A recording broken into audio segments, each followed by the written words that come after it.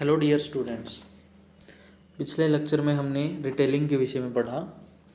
Retailing के साथ साथ होल सेलिंग जो है वो भी फिजिकल डिस्ट्रीब्यूशन का एक इम्पॉर्टेंट पार्ट है।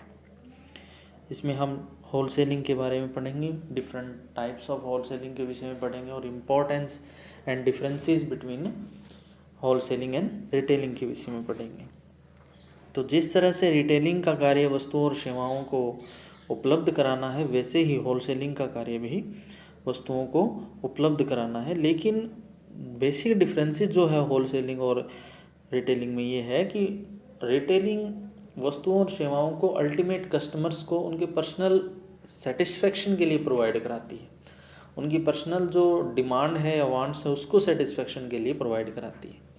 जबकि जो होलसेलिंग है वो अल्टीमेट कस्टमर्स को वस्तुएं उपलब्ध न करा के बिजनेस पर्पज के लिए या फिर जो रीसेल के ऑब्जेक्टिव से डिफरेंट ऑर्गेनाइजेशन या इंडिविजुअल्स को वस्तुओं और सेवाओं को उपलब्ध कराती है। अब हम होलसेलिंग के डिफरेंट डायमेंशंस के विषय में पढ़ते हैं। होलसेलिंग जो है is the sale of goods and services to businesses और अदर ऑर्गेनाइजेशन फॉर रीसेल और यूज इन प्रोडक्शन और अदर सर्विस और गुड्स और फॉर ऑपरेटिंग एन ऑर्गेनाइजेशन। जैसे कि अगर हम एक एग्जांपल लें, एक बिजनेस फर्म जो है रेडीमेड शर्ट्स ट्राउज़र्स जो है क्लोथिंग स्टोर्स को अगर बेचती है रीसेल के ऑब्जेक्टिव से, जो कि उसका फाइनल कंज्यूमर है, तो इसको हम होल सेलिंग कहेंगे। जबकि अगर वो फाइनल कस्टमर्स को उनके पर्सनल यूज़ के लिए बेचती है तो हम उसे रिटेलिंग का नाम देंगे। तो इसी तरह एक जो आटा मिल है, जैसे वो किसी अदर बेकरी शॉप को बस ब्रेड है पेस्ट्रीज हैं इनको बनाने के लिए आटा उपलब्ध कराती है तो वो होल सेलिंग ट्रांजेक्शन कहलाएगी। इसी तरह अगर वो किसी इंडिविजुअल को उसके जो हंगर नीड है उसके सेटिस्फेक्शन के लिए प्रोवाइड कराती है तो उसको हम रिटेलिंग बोलेंगे। इसी तरह जब कोई फर्म सेल करती है uniform to an organisation for its employees to wear in carrying out their duties, it is also wholesaling.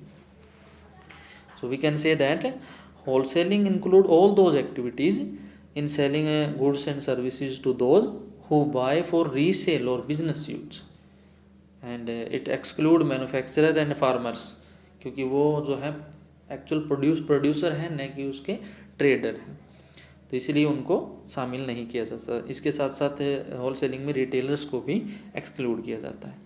तो हम कह सकते हैं कि wholesaling is related to firm who do not sell directly to final consumer. Final consumers को directly sell नहीं करते हैं। इसके साथ साथ प्रोड्यूसर्स और फार्मर्स को होलसेलिंग में शामिल नहीं किया जाता है क्योंकि वो प्रोडक्शन का पार्ट है न कि ट्रेडिंग का। और एक प्रोड्यूसर से दूसरे प्रोड्यूसर को दूसरे होलसेलर को ट्रांजैक्शन जो की जाती हैं वो बल्क में की जाती हैं, स्मॉल अमाउंट्स में ट्रांजैक्शंस नहीं की जाती हैं। इसके साथ साथ अलग अलग फॉर्म जो है होलसेलिंग के उपलब्ध है और जो व्यक्ति होलसेलिंग का कार्य करता है उनको होलसेलिंग मिडलमैन या एजेंट होलसेलिंग एजेंट कहा जाता है। अब हम होलसेलिंग और उसके अलग टाइप्स के विषय में पढ़ते हैं। होलसेलर जो हैं उनका मेन जो फंक्शन है होलसेलिंग एक्टिविटीज़ को प्रोवाइड कराना है। The wholesaler do not sell the final to final customers. Final customers को प्रोडक्ट नहीं बेचते हैं, वो किसी ऑर्गेनाइजेशन को या बिजनेसमैन को अपने प्रोडक्शन के लिए यूज़ होने वाले प्रोडक्ट्स को रीसेल के उद्देश्य से बेचते हैं। इसलिए इस आधार पर हम होलसेलर्स को डिफरेंट टाइप्स में डिवाइड कर सकते हैं, जिसके अंदर फर्स्ट है merchant wholesaler. Merchant wholesaler is an independent owned firm that engage primarily in wholesaling activity and take title of the product being distributed। यानी एक ऐसी इंडिपेंडेंट फर्म जिसके पास टाइटल ऑफ गुड्स है और वो जिसको वो डिस्ट्रीब्यूट करती है उसको हम मर्चेंट होलसेलर बोलते हैं, या इसको हम होलसेलर जॉबर्स या फिर ये इंडस्ट्रियल डिस्ट्रीब्यूटर के नाम से भी जानते हैं। दूसरा है फुल सर्विस होलसेलर, एक इंडिपेंडेंट मर्चेंट मिडलमैन जो सभी तरह के फंक्शन जो है वो प्रोवाइड कराता है, सभी तरह की सर्विसेज जो है प्रोवाइड कराता है। तो इस तरह के जो मिडल मैन हैं जो कस्टमर को हैंडल करते हैं, उनको वस्तुओं को उनकी जो है क्वालिटीज़ के विषय में, उनके कंटेंट के विषय में या उनके सिलेक्शंस में सहायता करते हैं। वो सभी तरह के फंक्शन करने वाले जो कार्य हैं, ट्रांसपोर्टेशन का कार्य है, वेयर हाउसिंग का या फाइनेंसिंग का या रिस्क टेकिंग का, मार्केट इन्फॉर्मेशन का, इस सब कार्य जो करते हैं उनको फुल सर्विस प्रोवाइडर होलसेलर बोला जाता है। इसके बाद आते हैं लिमिटेड सर्विस होलसेलर, जो कि कैश या फिर जिनके अंदर हम शामिल करते हैं कुछ एक लिमिटेड लाइन ऑफ जो गुड्स और सर्विसेज है उनके अंदर ही एक तरह से डीलिंग करते हैं। तो इसमें आपका सबसे पहले जैसे फर्स्ट आता है ट्रक होलसेलर। ट्रक होलसेलर वो हैं जो लिमिटेड लाइन ऑफ प्रोडक्ट्स या परसेबल जो गुड्स हैं वो supermarket, grocery store, hospitals, hotels etcetera में प्रोवाइड कराते हैं। इसी तरह ड्रॉप शिपर्स भी हैं जो कि बल्क में कोयल, हैवी इक्विपमेंट या अदर मटेरियल जो है इंडस्ट्रीज़ को उपलब्ध कराते हैं।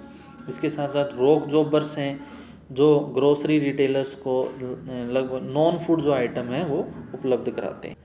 Then the fourth one is manufacturers agent, जो independent agent, wholesaling middleman who sell part or all the manufacturer product mix in an assigned geographical territory is a manufacturer agent, जो एक किसी विशेष क्षेत्र के अंदर, किसी जियोग्राफिकल एरिया के अंदर मैन्युफैक्चरर का प्रोडक्ट या पूरी असॉर्टमेंट को बेचते हैं और मैन्युफैक्चरर के रिप्रेजेंटेटिव के रूप में काम करते हैं।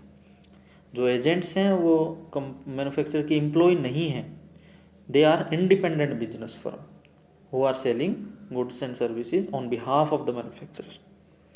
Then broker.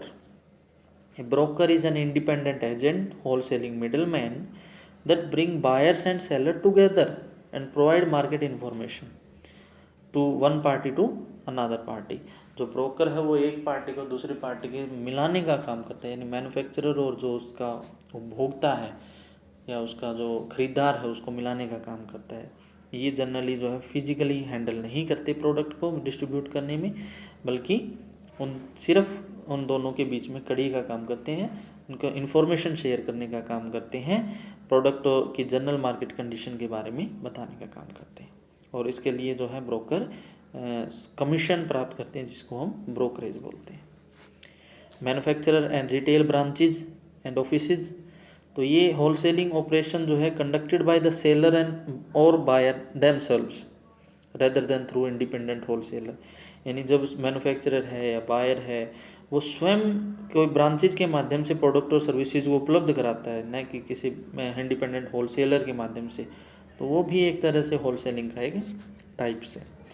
Specialised wholesaler, agricultural जो असेंबल्स हैं, एग्रीकल्चरल असेंबलर्स जो कि अलग अलग फर्म से एग्रीकल्चर आउटपुट को जो परचेज करते हैं। पेट्रोलियम बल्क प्लांट्स हैं जो कि आउटपुट जो है वो अलग अलग देशों से या अलग अलग स्थान से एकत्रित करते हैं।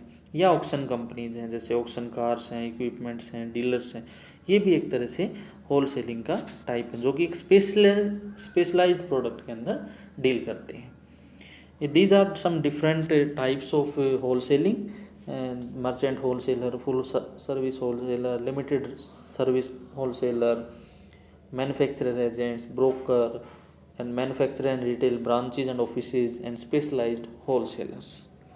Now we are moving ahead about the function of wholesaling.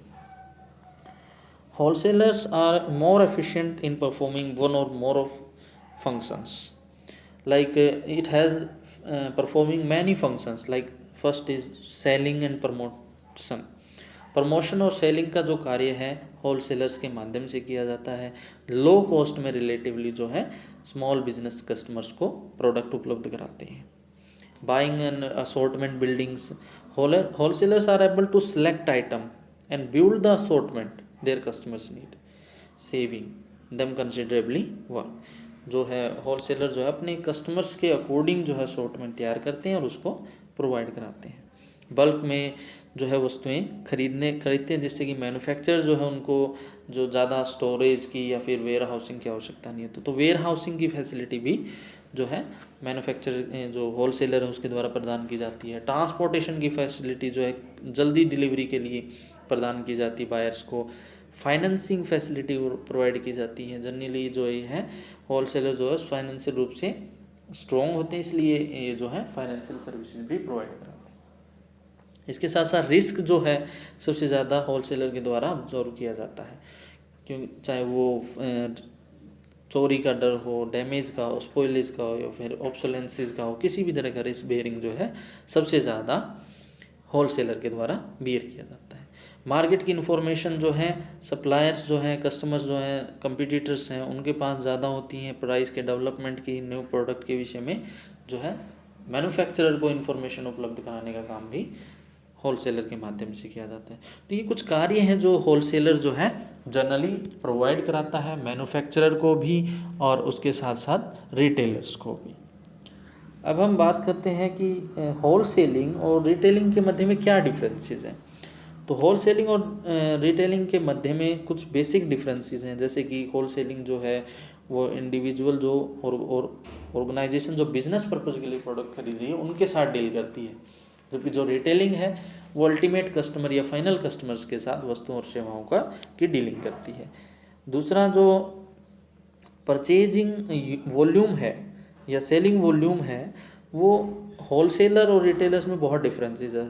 Retailers एक स्मॉल अमाउंट ऑफ जो है प्रोडक्ट की वो खरीदता है, बेचता है, जबकि जो होलसेलर है वो बल्क में परचेज करता है, बड़ी अमाउंट परचेज करता है।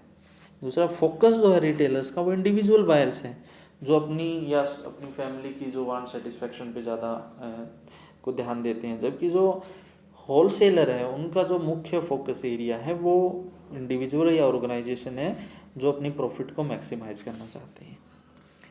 जो रिटेलर्स हैं उनका मुख्य टास्क जो है और जो अंडरस्टैंडिंग द नीड ऑफ वो अपनी सक्सेस के लिए सबसे ज़्यादा उनके लिए ज़रूरी है कस्टमर की नीड और वांट्स को अंडरस्टैंड करना, जबकि जो होलसेलर हैं उनका जो मुख्य काम है वो उन रिटेलर्स या ऑर्गेनाइजेशन या ऑर्गेनाइजेशनल कस्टमर्स की नीड और डिमांड को सेटिस्फाइड करना है।